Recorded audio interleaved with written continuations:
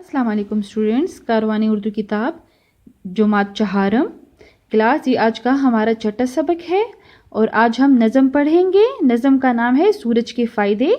तो क्लास, पहले हम शायर का ज़रा तारुफ पढ़ते हैं कि इस नज़म को किसने तहरीर की है और उस शायर के बारे में थोड़ी सी मालूमात। तो क्लास, ये नज़म मौलाना मोहम्मद हुसैन आज़ाद ने तहरीर की है और नहायत सादा आसान अल्फाज में। ये एक ऐसा नज़म है क्लास, ये कहानी की सूरत में है। जब हम इस नज़म को पढ़ेंगे तो हमें खुद ही पता चल जाएगा कि बहुत सादा आसान अल्फाज में है और एक कहानी की सूरत में है। तो पहले क्लास में ज़रा शायर का तारुफ करवाती हूँ।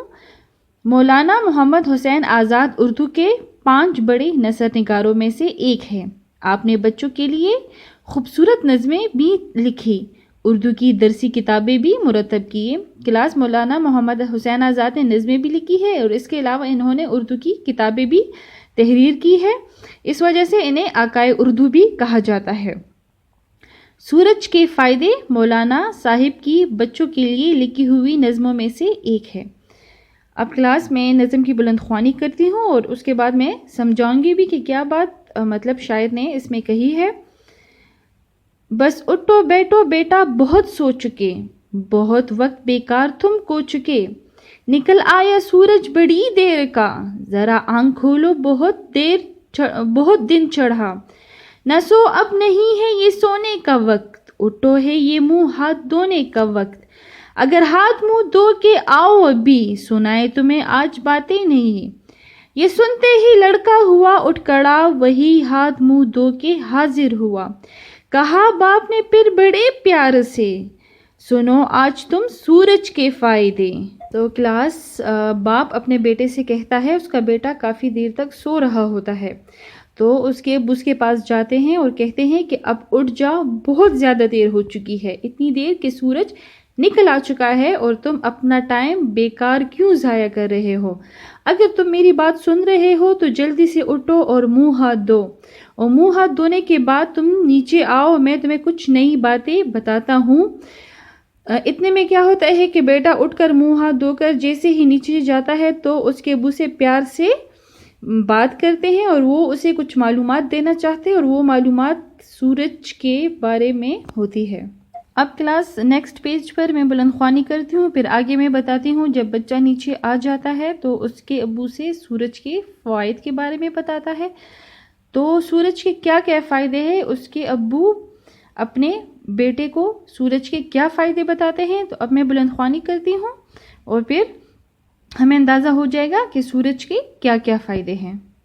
कि दुनिया में करता बहुत काम है, बड़े हमको देता ये आराम है।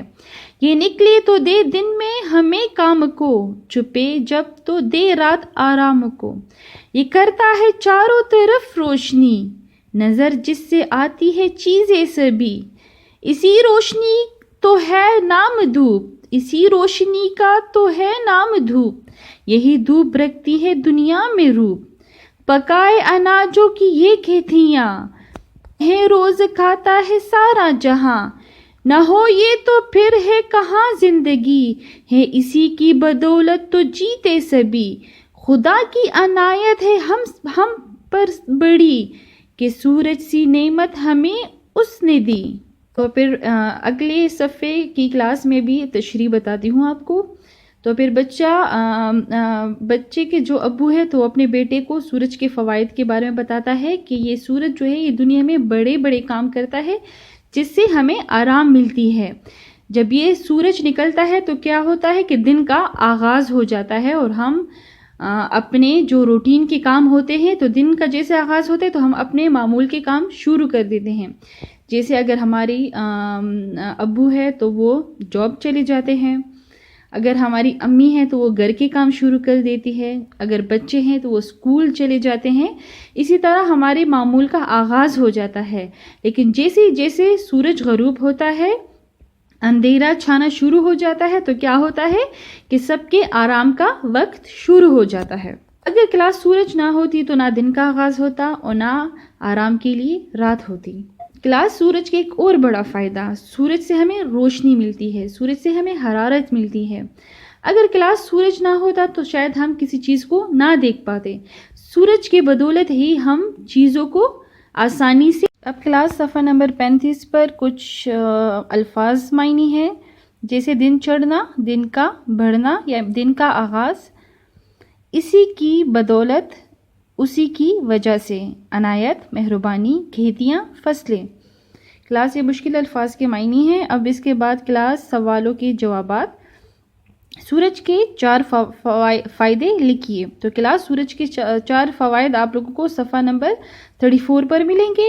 جیسے کلاس اس کے 4 فائدے یہ ہے کہ سورج سے روشنی حاصل ہوتی ہے، سورج کی حرارت کی وجہ سے کھیتیاں پکتی ہے، جو ہم زندہ رہنے کے لیے وہ اناج استعمال کرتے ہیں.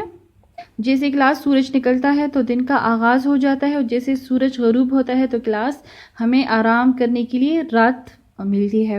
تو کلاس آپ صفحہ نمبر 34 پر سورج کے فوائد ہی سارے لکھے ہیں. آپ لوگ کو جو بھی 4 فوائد پسند ہو تو آپ وہ یہاں سے دیکھ کر، آپ لوگ صفحہ نمبر 34 سے دیکھ کر اسے تحریر کر لیں. اب اگلا کویسچن ہے، اگر سورج نہ ہوتا تو دنیا کیسی ہوتی؟ 4 باتیں لکھیے. تو کلاس اگر سورج نہ ہوتا دنیا کیسی ہوتی؟ کلاس بے رونق ہوتی، دنیا کی کوئی رونق نہ ہوتی. اب کلاس جیسے اب ہم لوگوں نے ریزنز دینے ہیں نا کہ اگر سورج نہ ہوتا تو دنیا کا کوئی مزہ نہ ہوتا. تو جیسے کلاس یہ 4 فوائد ہیں نا اوپر، تو کلاس آپ اسے اپوزٹ الٹا کریں. اس کا مطلب آپ الٹ لکھیں. اگر سورج نہ ہوتا تو اندھیرے ہی اندھیرا ہوتا، سورج نہ ہوتا تو اناج فصلیں کیسے پکتی، سورج نہ ہوتا تو ہم کسی چیز کو آسانی سے نہ دیکھ پاتے.